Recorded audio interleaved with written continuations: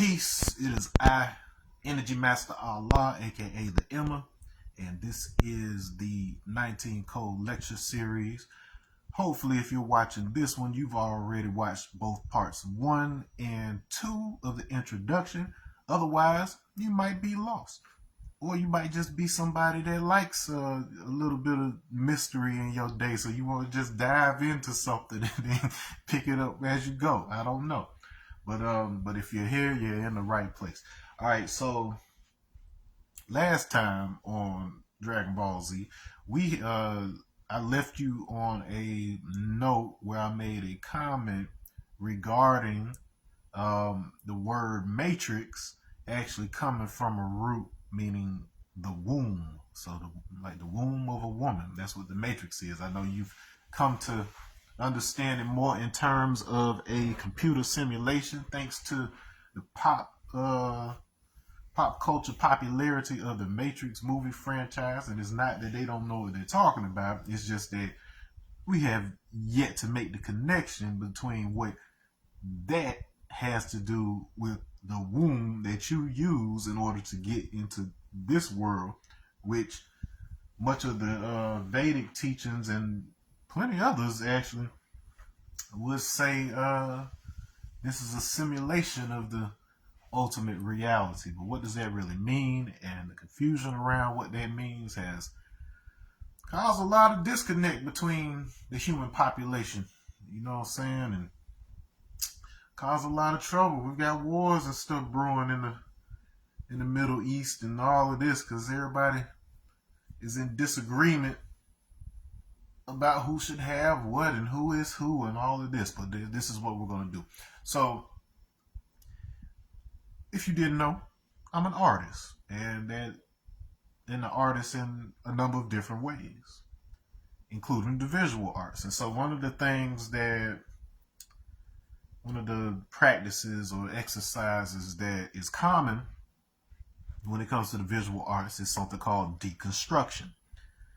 So in other words, what you're doing is you're basically disassembling something so that you can understand the relationship between its parts, and then you bring them back together. So if you understand the pieces and how they fit together, then you are able to have a stronger understanding once you're actually drawing the whole thing. It's the difference between a perfect example. So my dude Overton Lloyd, you may know him as the creative director for George Clinton of Parliament Funkadelic, and he's the one that did drew album covers. He did like the animations that you see on the Atomic Dog video. That's Overton. Well, anyways, there was one point where he was teaching himself how to do 3D animation and all of this. And so going from being an illustrator, 2D illustrator, and understanding comics and stuff like that to going over to the 3D side, it was a challenge because there's things you can get away with in 2D that you can't just get away with in 3D. You have to actually put together a skeleton for the characters. You have to do all sorts of things to make sure they move the way that you want to move them. Whereas in 2D, you can just fake the funk, and in fact, it looks a little cooler when you do so, right? And so, but the better that you understand it at that level, like once you go over to the 3D side, you bring those skills right back over to the 2D side, and it makes your 2D drawings that much better because you know the mechanics of how this thing should be actually moving and how its parts interact with each other and things of that nature. It just looks beautiful. All right, and so that's what we're doing today with the 19 Code.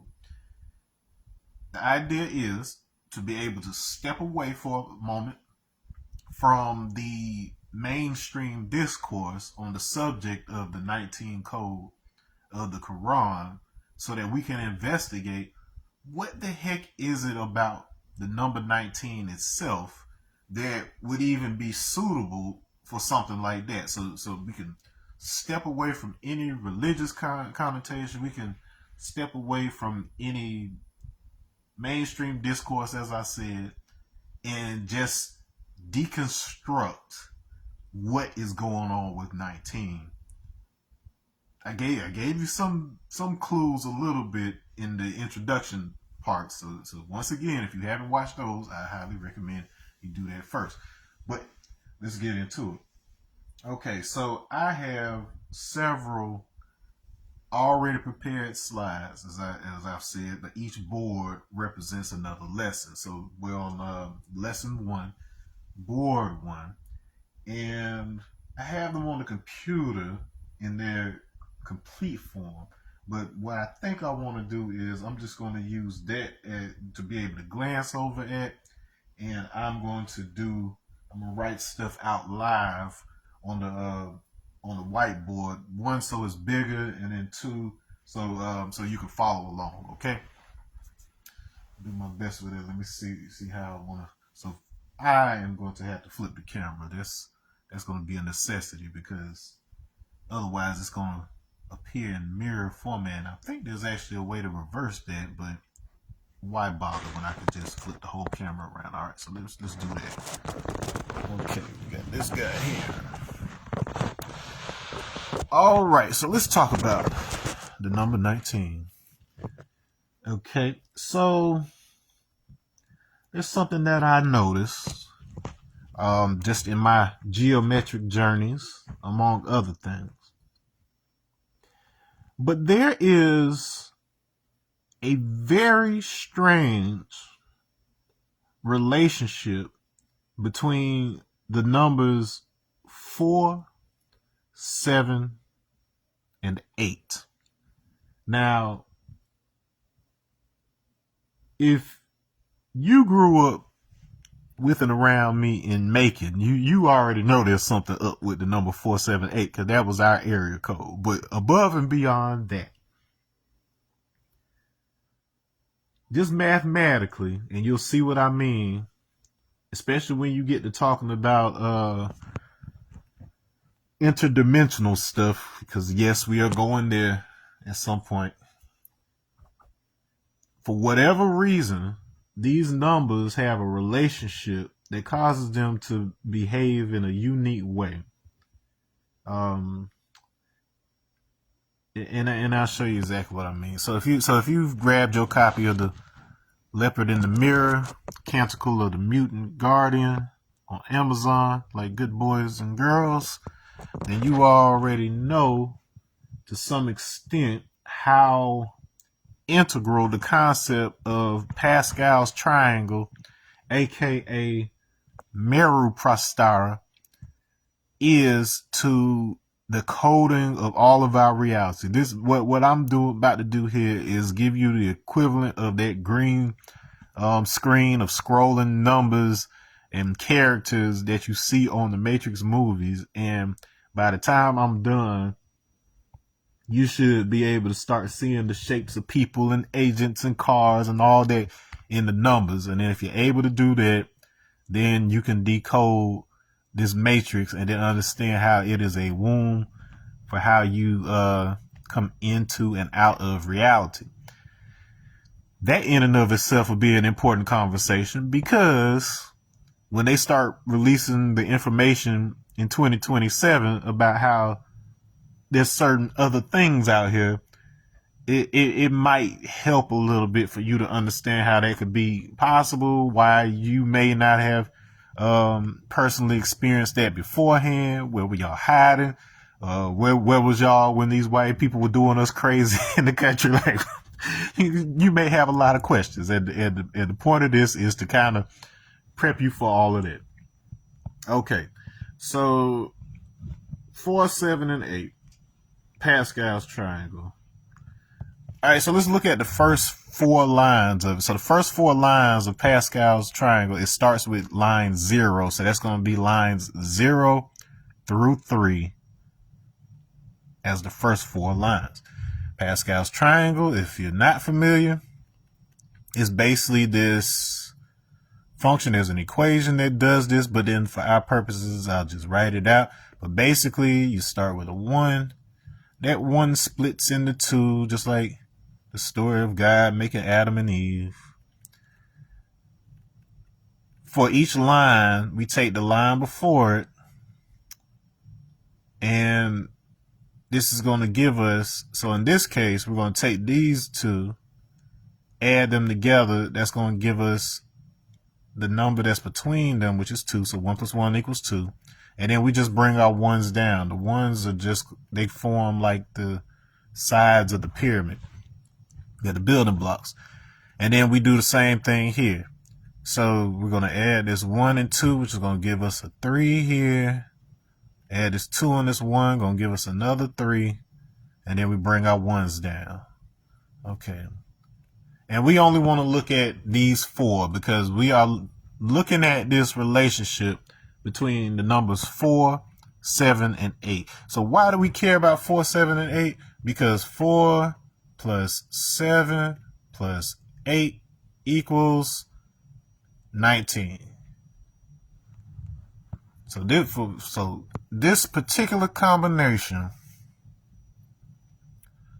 that ties back into the 19 code we've been talking about, for whatever reason, it acts crazy and connects things you wouldn't even imagine out here. Okay, so we got 4 lines. So 1, 2, 3, 4. So let me highlight that. So we've got 4 lines here.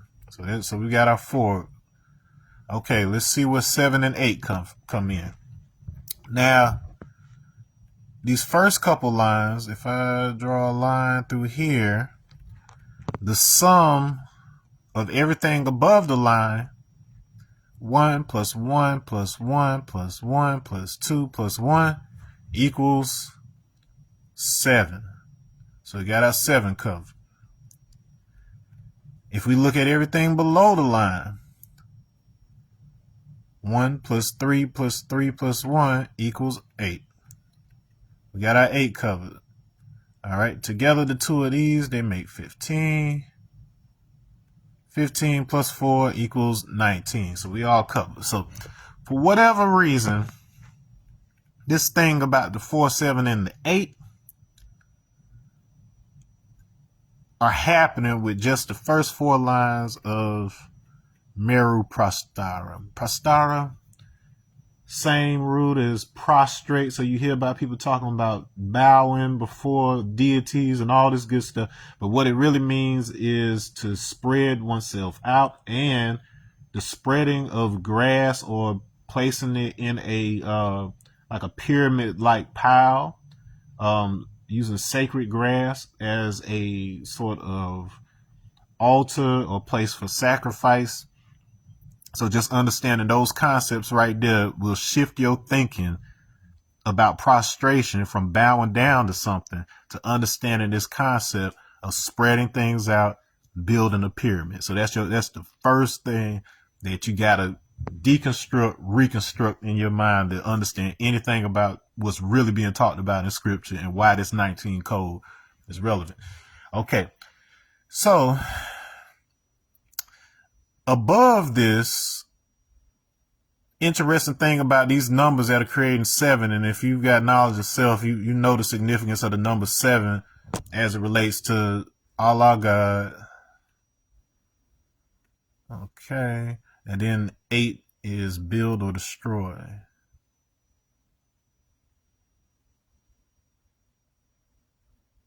So this is for whatever reason, it has something to do with the process by which Allah God builds or destroy. Here is 4. We know that to mean culture. So for whatever reason, this has something to do with the culture, which is one's way of life.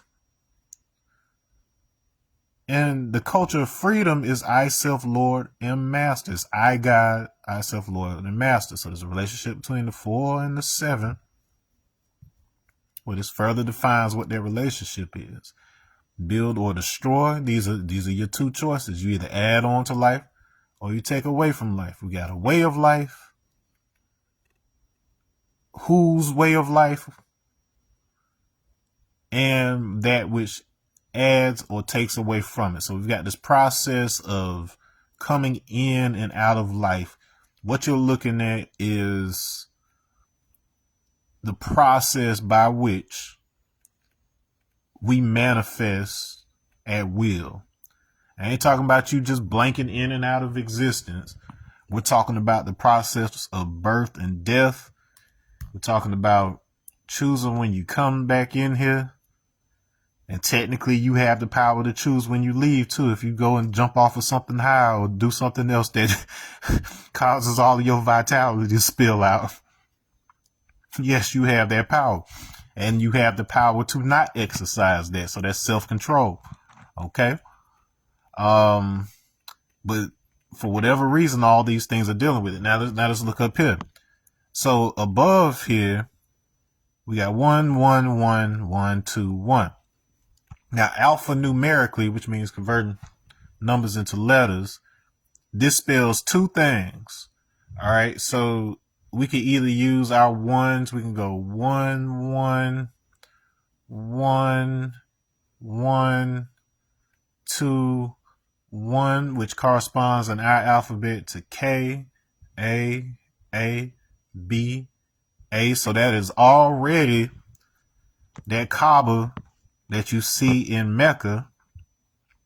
But what's even more interesting is the word Kaaba means cube. Okay. And so under the line here, this 1331 equals 8 refers to the 8 points on a cube.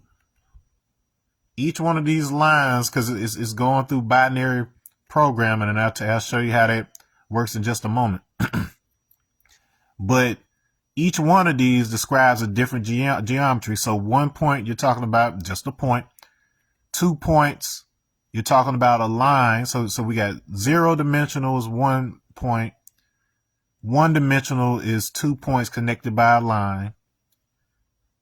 We've got 4 here. So 4 points, that's a 2-dimensional object, which is a square. And then here we've got the 3-dimensional object, 8 points, which is a cube. So this is our reality here. This thing right here, as simple as it seems, is the code for our reality, our 3D reality. Our complete reality spans all dimensions, but for the most part, what you interact with on a daily basis is the 3D part and below. So you have 3D objects that are made up of 2D surfaces, 2D surfaces that are made up of 1D lines, and 1D lines that are made up of 0-dimensional points. Okay, so that's your spatial geometry lesson in a nutshell already.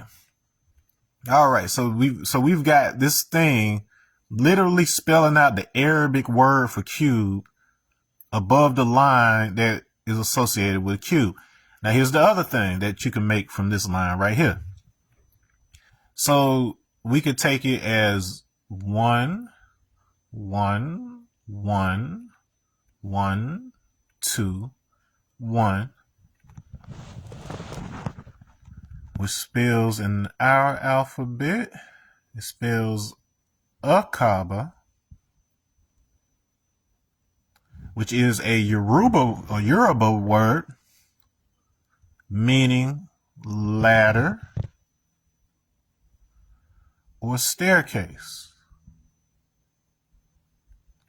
Okay, so just below it, this 33, and I've described this in one of my other videos on here on YouTube, where alphanumerically that 33 would convert in our alphabet to something, it would be CC, but what we're really looking at is something like this in the Terafit language, which is a Berber language, that's North Africa. and it is pronounced either ch or sh, like this. And it can either mean to become hairy, it can mean to usurp, it can mean a few other things, including to eat or consume or to burn up, which are all pretty relevant to this overall conversation. But for the purposes of this particular point in the lesson, those two definitions, to be hairy and to usurp, are the exact name meanings for Esau and Jacob. So the twins Esau and Jacob come from the same terafit word that corresponds to this right here. So of those two twins, the most important for our purposes in this description is Jacob, for all sorts of reasons. Okay, because Jacob had the ladder. It's Jacob's ladder. And people have associated the story of Jacob's ladder, which is described. So the actual word that is used for ladder in that story can mean like a ladder or staircase to heaven, so on and so forth. But he had that dream. He was laying his head on a rock, and then dreamed of messengers, aka angels, climbing up and down the ladder from heaven. And then when he got up, he named that stone Bethel, the house of God, and that's where that town would be built around. That's how the story goes. You honestly don't have to take it literal, because honestly, like I explained in the other videos, just about every tradition has it that their sacred text actually existed in a non-physical, or rather vibratory form many years before creation. And then these had to be channeled, interpreted, filtered from the ether, if you will, by, whether it be prophets or whatever it may be.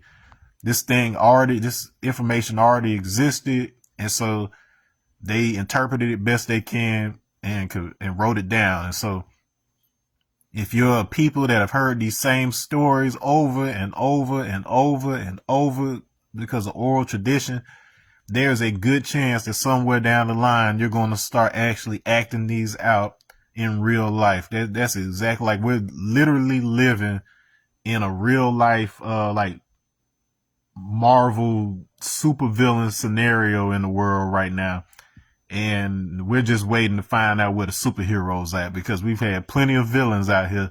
We just trying to figure out where the superheroes at this point. But case in point, if you've told the same stories over and over to people from generation to generation, they're going to start building things and naming them after the story. So just because the place is named something in particular today, that does not mean that is the original place that happened. Because with some of these stories, I have provided more than enough evidence that a lot of those stories are at least 20,000 years old, and that's the conservative estimate based on the information contained on the artifact known as the Ishango bone, recovered in Central Africa on the border of Uganda and the present-day Democratic Republic of Congo.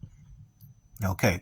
Once again, not even that means that was the first place. There ain't no telling how long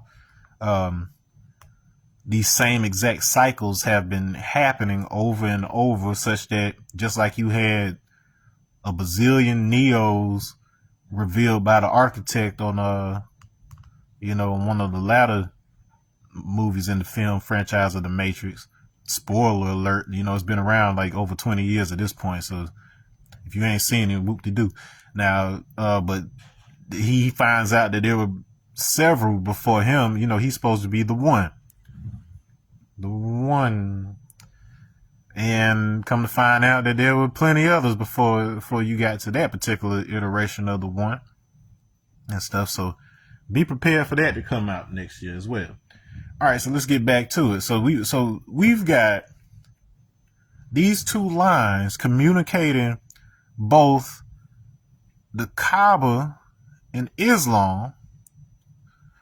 And not only is it describing a story that is found in the Hebrew Torah, but it's doing so in Yoruba language. Now, I don't want to get too far ahead of myself because there's something in a later lesson about this, but just keep in mind the significance that is specifically a Yoruba word for ladder that appears. Because what we're looking at right here is the beginning and the end, to some extent, of the evolution of a mimetic package. So if we're talking about different themes and symbols and archetypes and stuff like that, you are looking at the pathway that this one thing evolved in order to become what it is today. So if you know the whole story, not just the story that's in one or the other, but if you know how it evolved from one to the other, that's the real story being told here. Because what we're really describing at the end of the day is interdimensional transformation. A transformation is the geometric process by which the points of a figure are moved in space such that the way that we perceive it from our point of view changes.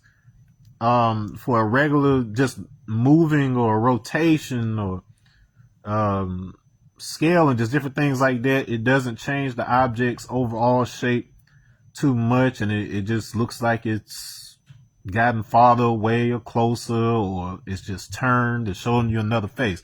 However, there are more complex transformations that involve something very similar to what we're talking about with deconstruction, but it really just kind of twists it, it skews it.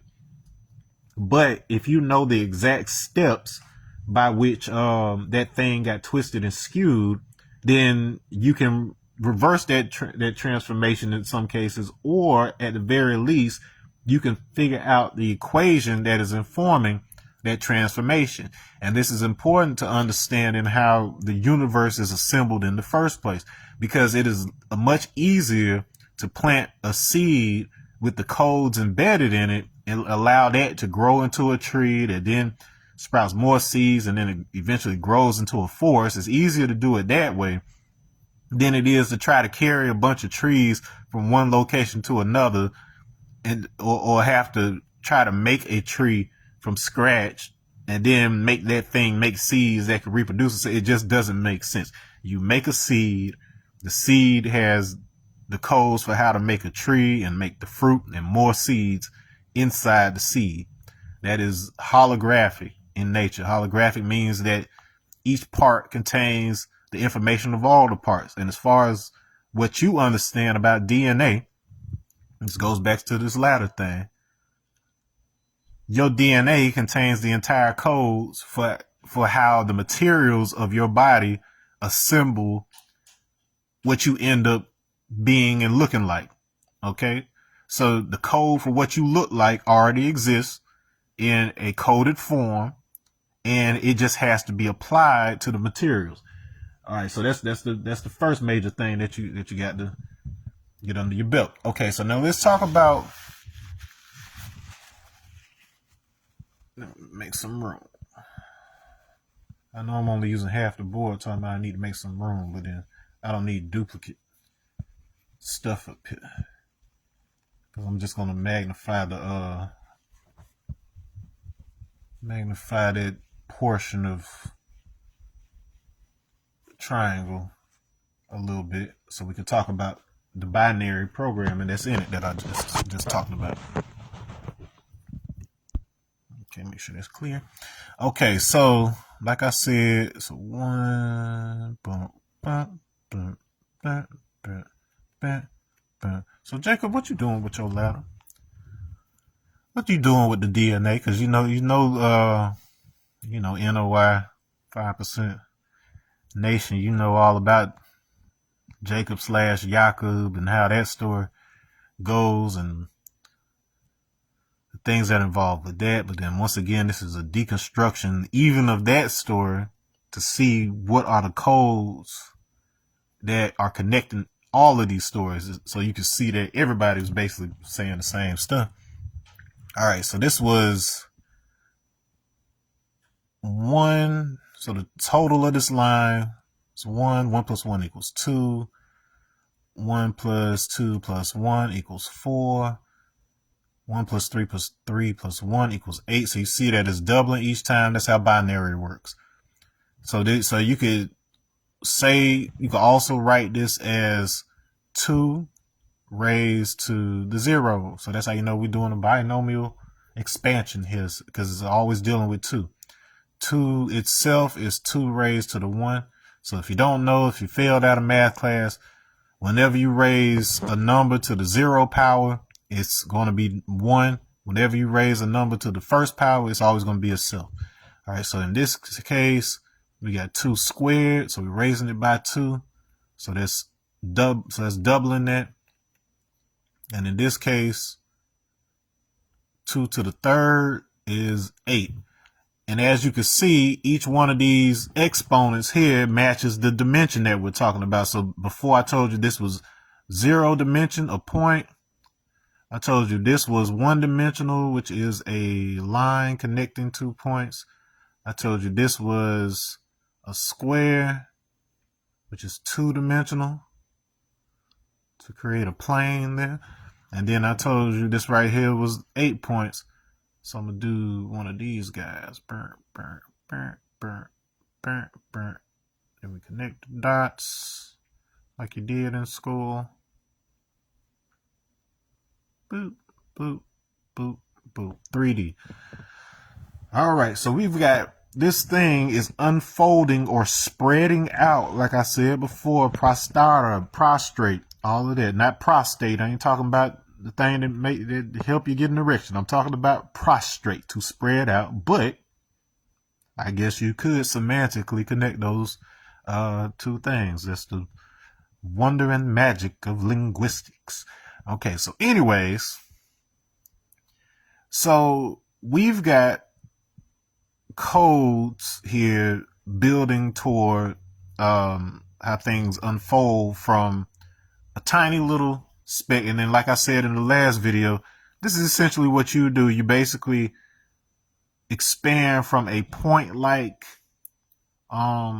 cell into a 3D body. Okay, so if you just use this to imagine the concept of you unfolding from a single cell into the 3D body that you have now, you're already on track.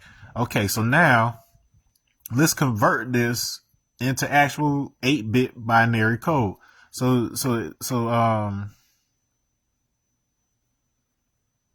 no, these are 4 bits, so we ain't gonna get that far. So we're gonna do 4 bits.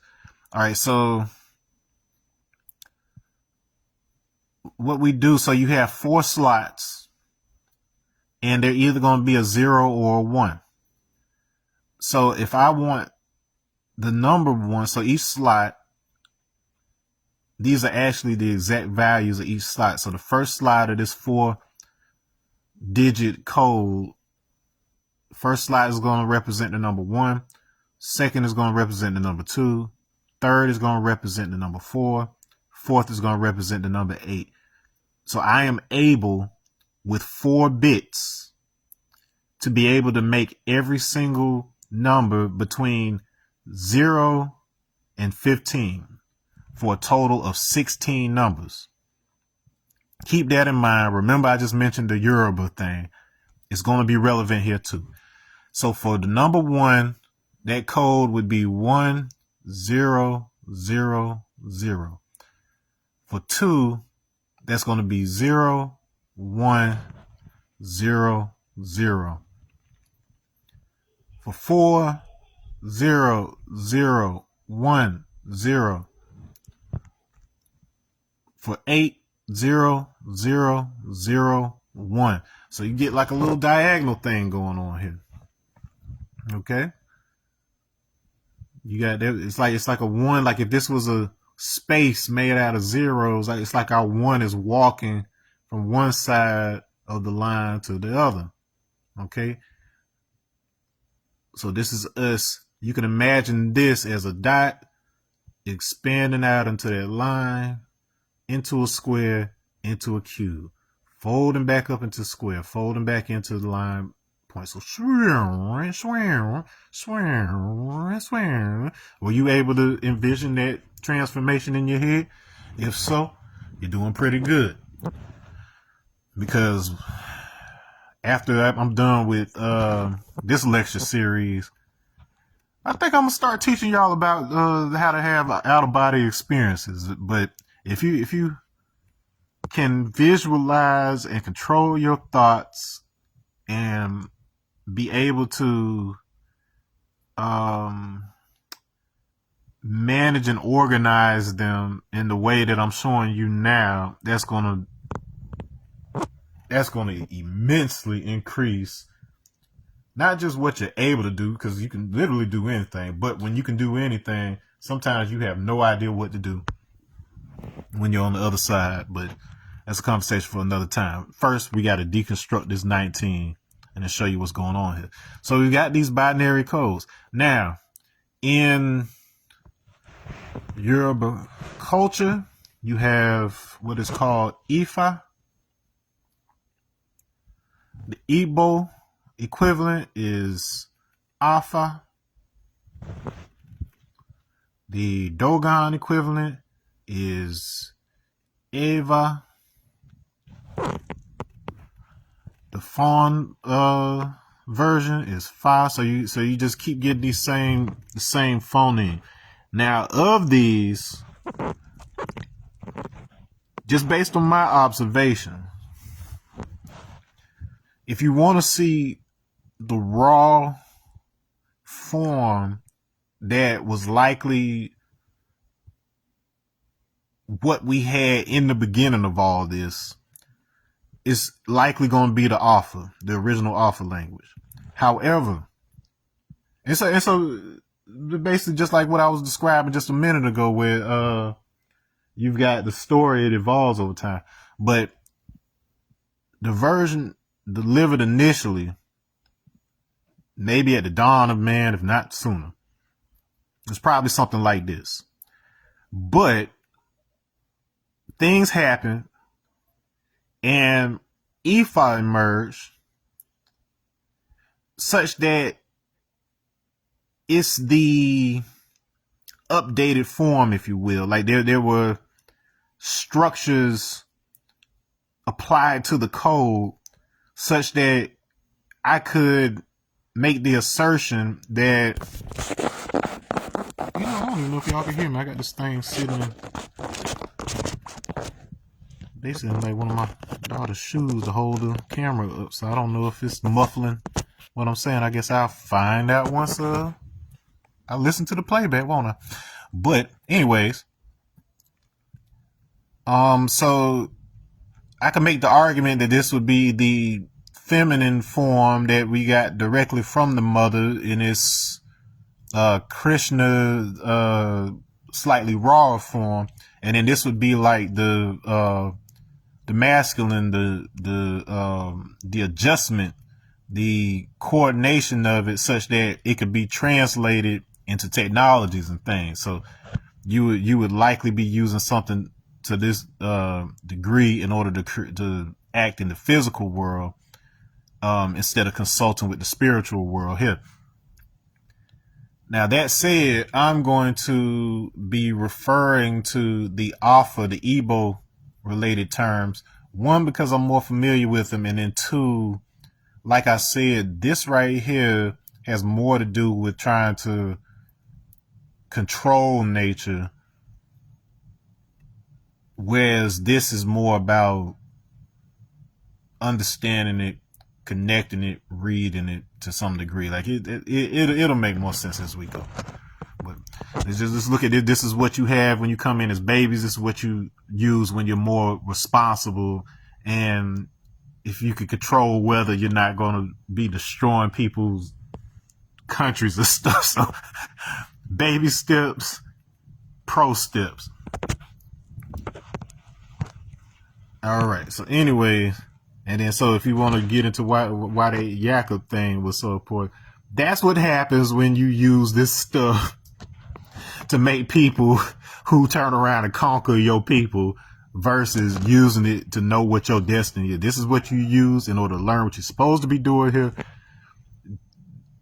This can be corrupted and turned into some of the know-how that would have somebody understand how pea plants carry traits from one generation to another. So if you had to learn about Mendel in chemistry class,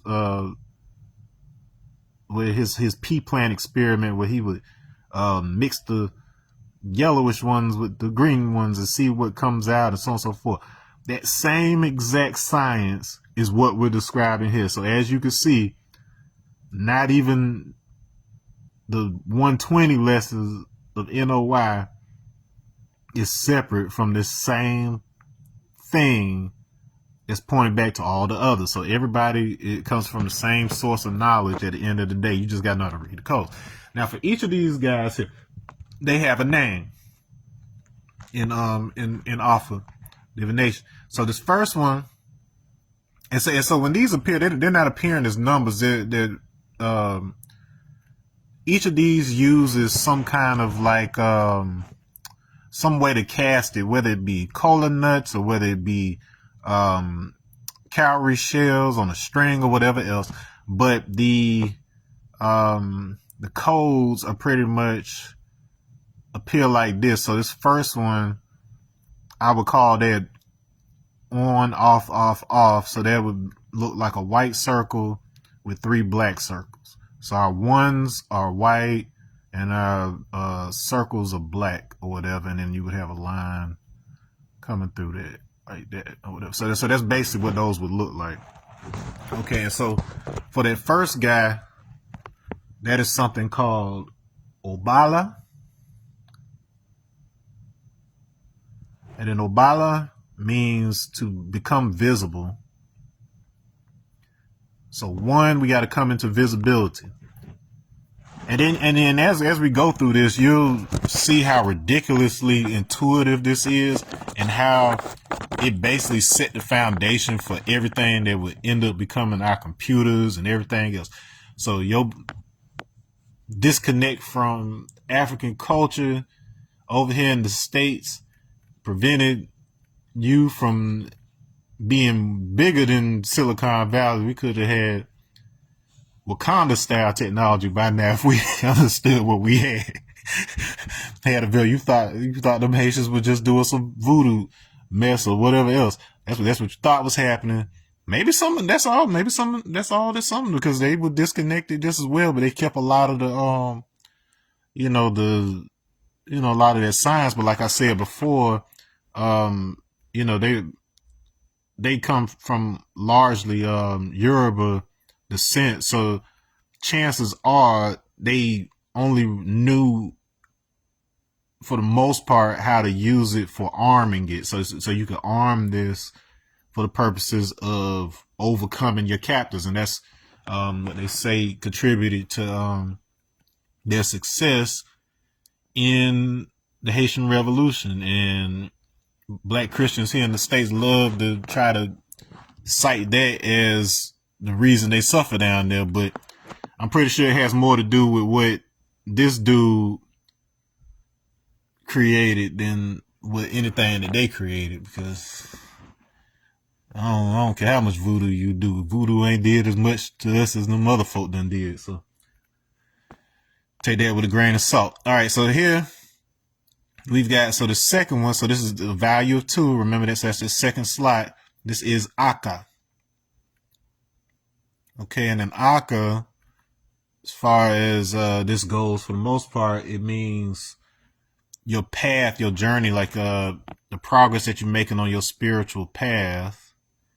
But the word Aka also dually means it means hand, or it means spirit. And part of the reason that is if the best way to understand this concept is to think of a branching path. Okay. So once you come into existence here, Obala, then there's several paths that you could take. And then, on all of those paths exist simultaneously in the, form of possibility, in the form of probability. And so those branches are like limbs, which is where you get this hand arm idea. And that's what spirit actually is. So the best way to think of spirit is not as something that's necessarily non-physical, but so subtly associated with the physical world that it is not interactive directly with physicality. That's the better way to understand spirit, not as something that is non-physical, non-existent, but subtle extension of the physical world that with which you have to use other faculties besides just your physical body in order to interact with. Okay. That should already start clearing up some questions you may have had about spirituality even to begin with. Okay, so let's move on to this other one. We've got a lot to cover, but I'm gonna stick it out with y'all for a bit. All right, so this third one is interesting because it is Atulukpa. There's other ways to spell that and pronounce that depending on the dialect. But this one is extremely interesting to show up here because, like I told you, 4 means culture. And then culture is a nickname that we give to Europeans. We call them the culture because they're the culture seed. That's the white seed. So the original seeds are the knowledge seed, which is black, the wisdom seed, which is brown, the yellow seed, which is the understanding, that's the third.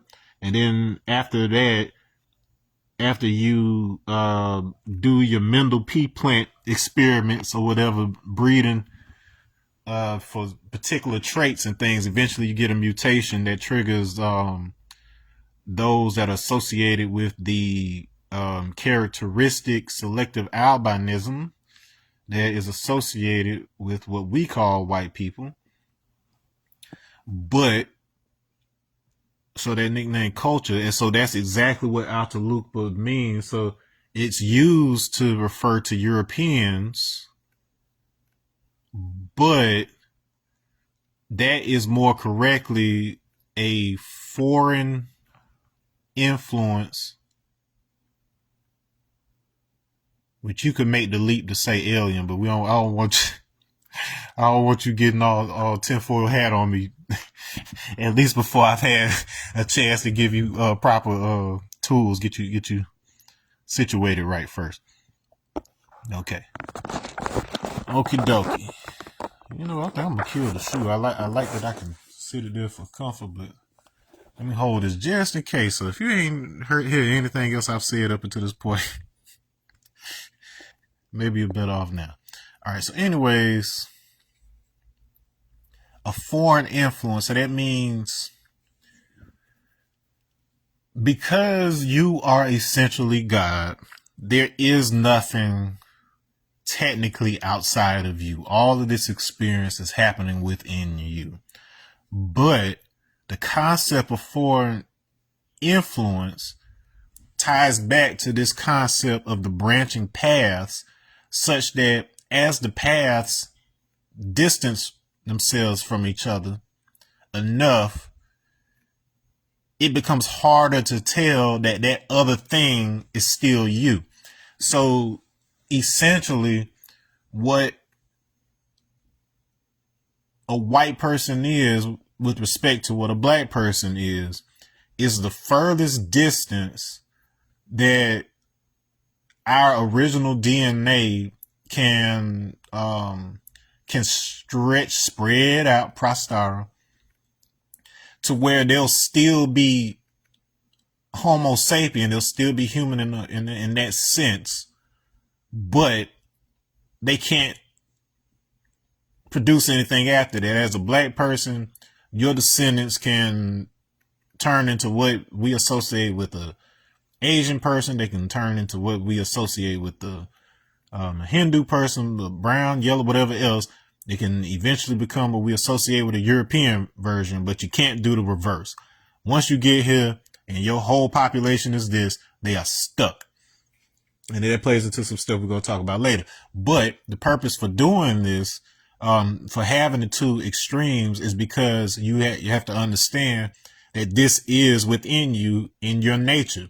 So anything that you feel that you like or don't like about another people, just know as original people, you have that essence within you. You have the germs to create this within you.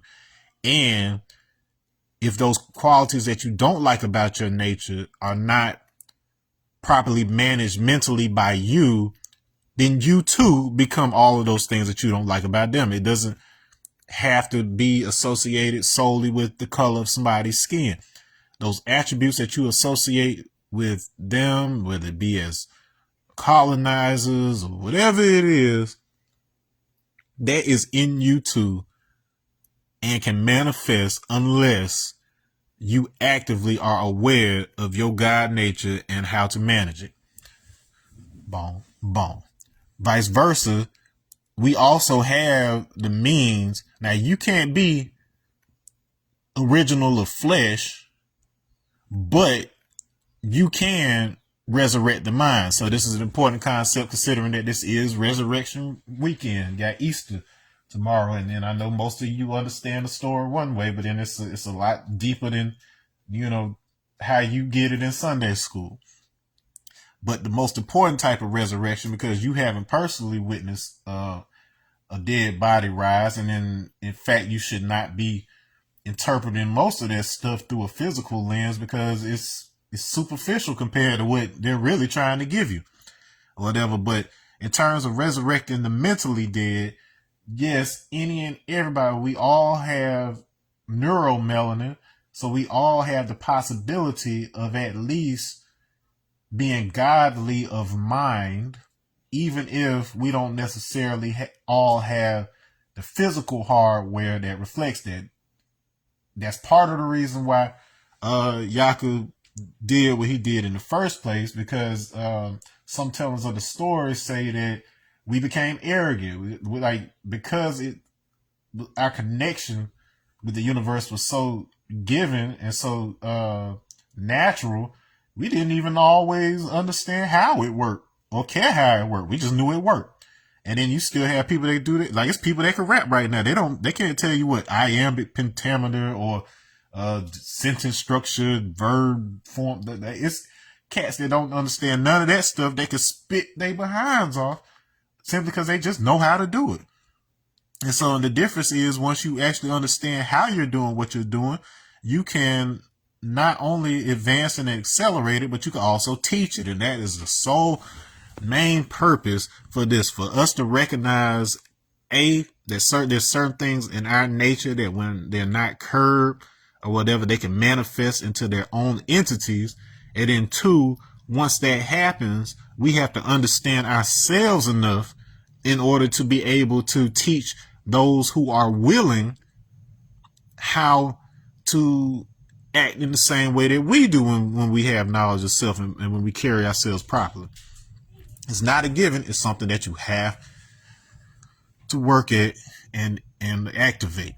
Okay, you have to initiate it. All right, so the last of these four is Ocala. Okay, so 8 is going to be our Ocala. And Ocala is to spread out. Oops, there's that term again. So spread out. That is our prostrate and prostara. I've been saying these words, now you get to see them written out. Okay, so we come into being, we branch out as a species, we reach a threshold where the European emerges, and then you have this prostara. Now, depending on your understanding, by the time you reach this point, You're either going to interpret that as the scripture's saying that you're supposed to bow down to this, which is how you ended up with a white Jesus picture in the first place, or you're going to understand what it really means so that you can use these codes to be able to reverse engineer time and understand how we got here in the first place. If you're able to reverse the story back to its beginnings and have a mathematical proven framework with the correct know-how, you could overthrow a lot of laws right now. Like, I know y'all are militant and y'all just want to go out there and mess something up and blah, blah, blah, blah. And you've got your own ideas about how you can change society and whatever else, but there is nothing that gets the ball rolling like having indisputable evidence that the scriptures on which their laws were constructed were, I'm not even going to say misinterpreted, so much as taking advantage of the ignorance of people who don't know how to decode this, such that they can get away with lying to you and saying, oh, there it is. It's right there in the scriptures. It's right there in the Bible. That's why we're doing this thing to you. And you say, oh, okay, well, it looks like everything's in order here. Not even taking into account that you are looking at like the 50th translation since the original language of it. And then even if you got to the original language of the written Bible, like I read in the introduction, unless you understand the vibratory nature of the scripture before it was ever written down, it's hard for you to track who shifted meaning here and who used or abused something in order to have power when you had all of this imperialism going on. So that's the weight of what we're doing here. All right, so we've got these codes that are, for whatever reason, embedded in this thing that we've got from the relationship between 4, 7, and 8, the sum of which is 19. So we deconstructing it. Now, if I sum these up, I'll just bring my ones down. 1, 1, 1, 1. That's the maximum value. And that corresponds to a code called OB. So that could be spelled just like this or just as OB, which means movement or dialogue. So in other words, all these things are essentially movement, dialogue, action. The opposite of which, 0, 0, 0, 0, which is aku,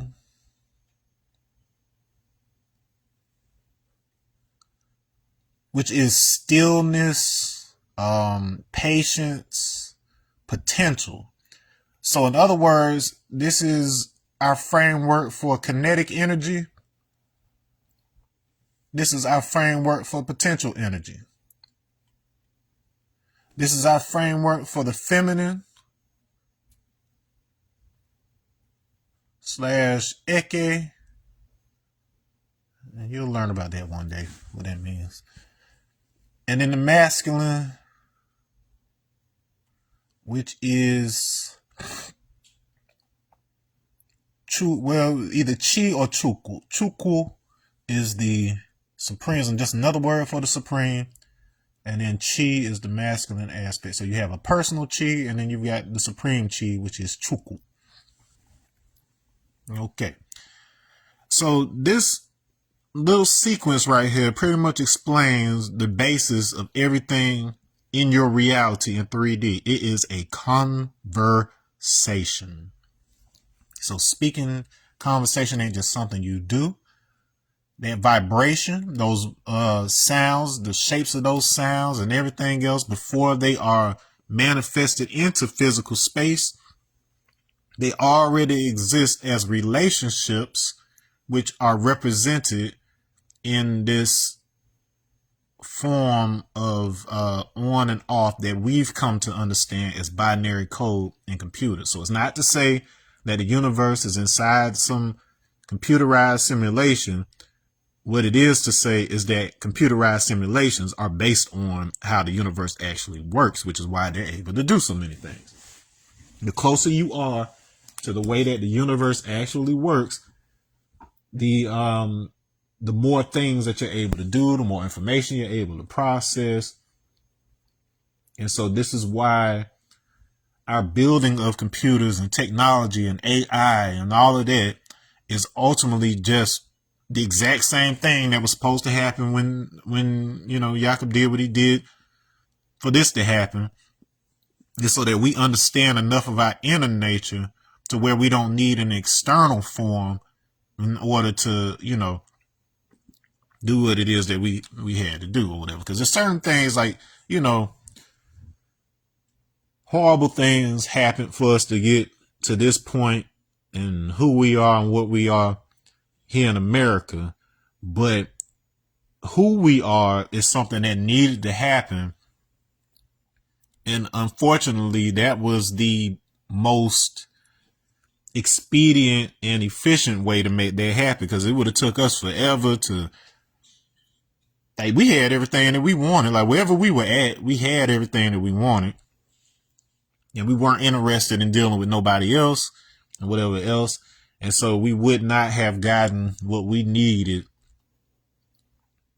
in order to be what we are. We are the bridge between all of humanity. We have all of humanity's DNA. We were broken apart.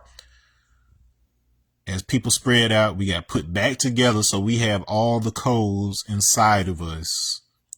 And by reading ourselves instead of worrying about what people out there are doing, like that doesn't mean neglect them and not be neighborly. What I'm saying is, if you understand what's inside of you, you understand what's inside all of us, basically.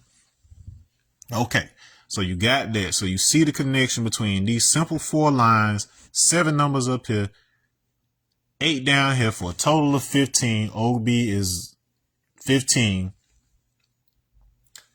And this process of coming into manifestation and everything else. Now, I feel like that's a lot for y'all right now, and then I would stop. But I have to do these things as I am able. So what I will do, we will take a break, and I'll just break it into a part 2 or 3, however many we need. But we'll take a quick break so we can go ahead, save this video. If you want to keep on working on this one in particular, just stick with it, and then I will go live in just a minute or 2 and then continue, pick up where we left off, and we're going to get it done. All right. I'm out of here. Peace.